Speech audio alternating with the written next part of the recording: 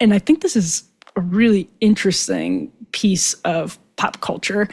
The video, the actual official music video for it is interesting in a lot of ways that the Tonight Show performance was, but you see,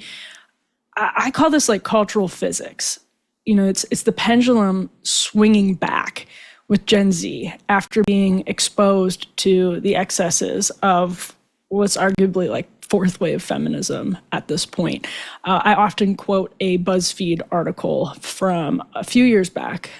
in which one of the young women who was interviewed, the headline of the article was something like, Gen Z has soured on sex positivity, and I'm paraphrasing it, but one of the young women who's interviewed, who is a rape victim,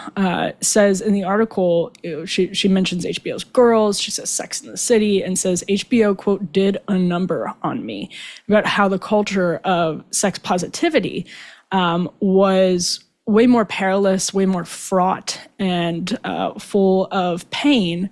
was not empowering. Like Gen Z was told that it would be. And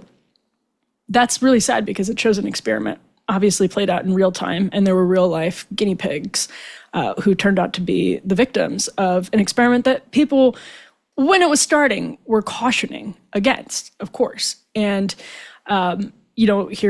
here women are in 2025, and because that experiment was so deeply painful, they are wanting to swing so far back, or they're at least flirting with the idea of swinging so far back and singing about it sort of flirtatiously, romantically, nostalgically, about a time they don't really remember, 1965. But that's because the pain of Snapchat, for example, is so immiserating that they want to swing back to 1965.